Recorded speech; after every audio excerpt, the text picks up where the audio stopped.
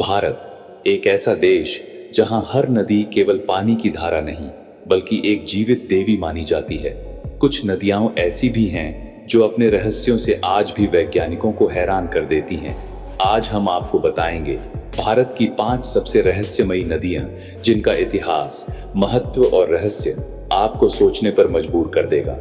अगर आप भी भारतीय संस्कृति और रहस्यमयी कथाओं में विश्वास रखते हैं तो वीडियो को अभी लाइक करें और कमेंट में लिखें जय मां गंगे। नंबर 1, सरस्वती नदी, जो दिखाई नहीं देती लेकिन बहती है। एक ऐसी नदी जिसका उल्लेख वेदों और पुराणों में बार बार होता है लेकिन जो आज दिखाई नहीं देती। सरस्वती नदी, जिसे वेदों की माता कहा गया है, ऋग्वेद में सबसे ज्यादा बार वर्णित है। वैज्ञानिकों के अनुसार यह नदी कभी हरियाणा, पंजाब और राजस्थान से होकर बहती थी और अरब सागर में गिरती थी। आज भी सैटेलाइट इमेज में इस नदी के सूखे रास्ते दिखाई देते हैं। कई लोग मानते हैं कि यह नदी आज भी भूमिगत रूप से बह रही है। नंबर 2, शोण नदी, लाल रंग की बहती हुई नदी। बिहार में बहने वाली यह नदी अपने पानी के रंग के लिए प्रसिद्ध है। शोण नदी का जल लाल गुलाबी दिखाई देता है और यह बहुत कम समय तक स्थिर रहती है। इसका प्रवाह अचानक तेज हो जाता है और फिर शांत हो जाता है। मान्यता है कि यह नदी स्वयं अग्निदेव के आंसुओं से बनी थी और इसीलिए इसका पानी लाल दिखता है। नंबर 3, वेतवती नदी, जहां से सीता माता का जन्म जुड़ा है।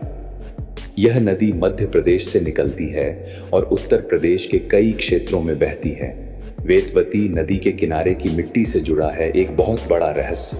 मान्यता है कि यहाँ एक तपस्विनी कन्या ने रावण के अहंकार को ललकारा था और उसे आग में जलने का श्राप दिया था। इसी कारण आगे चलकर वह कन्या सीता माता के रूप में अग्नि से उत्पन्न हुई। नंबर 4, ब्रह्मपुत्र नदी, जो लिंग बदलती है। क्या आपने कभी सुना है कि कोई नदी पुरुष भी हो सकती है?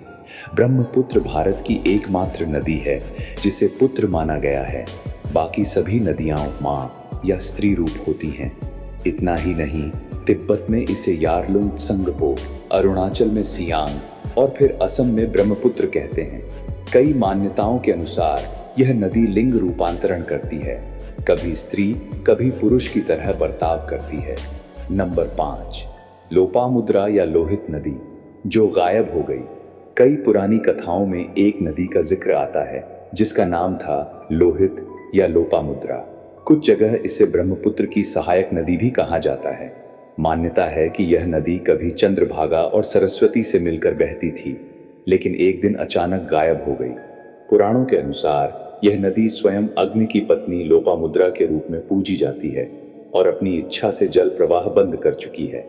आज भी इसके रास्ते देखे जा सकते हैं लेकिन जलधारा नहीं।